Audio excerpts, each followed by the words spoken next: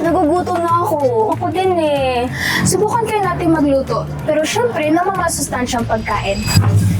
Magandang araw sa inyong lahat! Welcome sa Isabel National Comprehensive School! Samahan niyo kami pumasok sa loob at sama-sama tayo magluto! Tara! Magandang araw, Nestle Fam. Ako po si LJG Inoy. Nestle Fam, magandang araw. Ako naman po si Daphne Ann Gatela. Hello po fam, at ako naman si Teacher Mr. Dido. At kami ang grade 10 students mula sa Isabel National Comprehensive School. Samahan niyo kami para sa Sarap Sustansya Pull-Up Challenge. Pero bakit nga ba natin kailangan kumain ng masustansyang pagkain? Mahalagang kumain ng masustansyang pagkain upang manatiling malusog, malakas at maiwasan ng mga sakit. At nakapagbibigay din ito ng tamang enerhiya at tumutulong din sa magandang kalusugan. Kaya gusto niyo bang matutong magluto ng di lang masarap ngunit masustansya na main dish, side dish, desserts, and drinks? A whole meal! Well, since nandito na kayo sa aming video, samahan niyo na kami. Pero bago yan, kumuha tayo ng mga sangkap na mula sa ating paaralan. Let's go!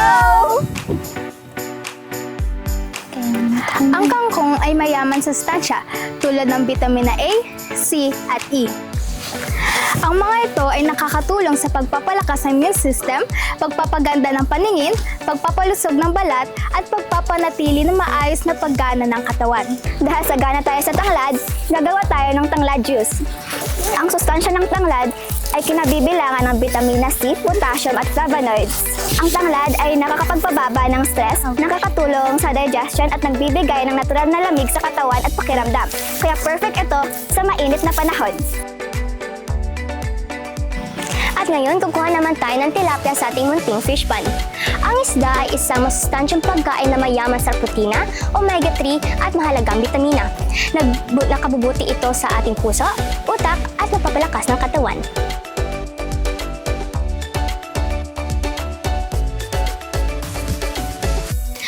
Ayan, ito na ang mga sangkap na nakuha sa aming paaralan. Magsimula na tayo! At ito na nga, kumpleto na ang ating mga sangkap. Ang una nating lulutuin ay ang fish fillet. Ito ang ating mga sangkap.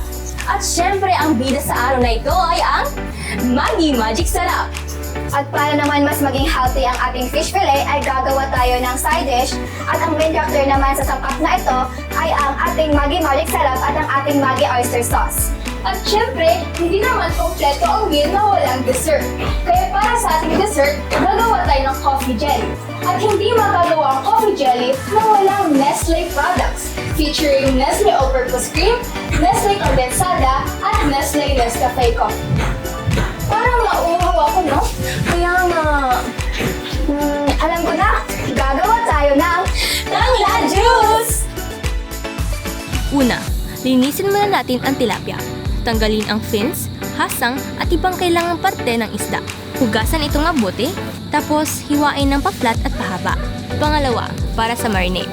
Lagyan natin ng kalamansi, asin, durog na paminta, at syempre, ang Maggi Magic Sarap. Haluin ng mabuti hanggang sa pantay na mapahiran ang bawat piraso ng isda. Pangatlo, painitin ang mantika sa kawali. Kapag mainit na ito, dahan-dahang ipreto ang coated na isda hanggang sa maging golden brown. Siguraduhin pantay ang pagkakapreto para maging perfect ang luto. At ngayon, gagawa naman tayo ng masustansyang side dish. Una, hiwain ng bawang at sibuyas at pitasin ng mga dahon ng kangkong. Pangalawa, i-grate ang mga gulay. Pangatlo, buksan ang kalan.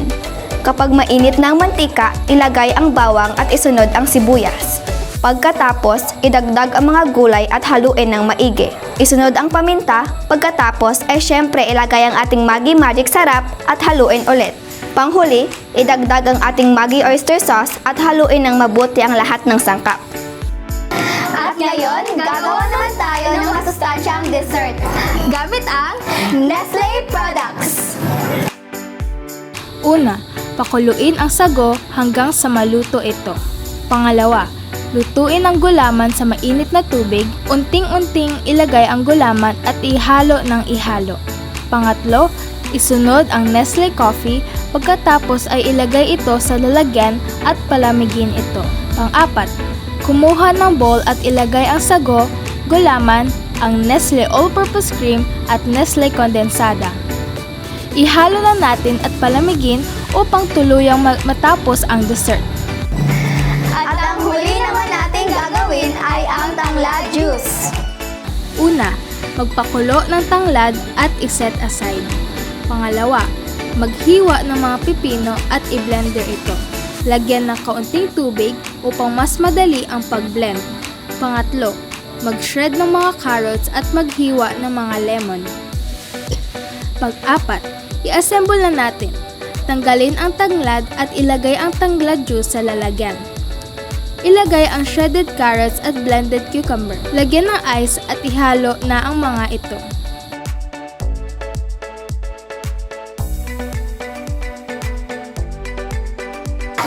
Thank you for watching! Hoy, yung niluto natin kahapon, ang sarap no? Oo nga, parang naging healthy person tuloy ako. At hindi gano'ng kamahal, lalo't full meal na. Yung main dish natin, yung isda, healthy yun at mataas na protina. First time ko ang kumain na fish fillet nga tilapia. Nakatutulong yung para panglakas ng katawan at maging healthy. Tapos yung side dish natin, puro gulay. Masarap na nga, healthy pa. Ang daming vitamins at minerals na nakuha natin doon. Siyempre, pati ang dessert. Hindi kompletong meal kung wala yun. At saka ito nagpapabalanse sa mga savory dishes natin. At ang juice! Sobrang healthy na. Fresh from school pa talaga, ha? Pero alam nyo, hindi natin yung magagawa kapag wala ang... Are you thinking what I'm thinking? Nestle products! Tara, lutuin ulit natin. Tara! Let's go!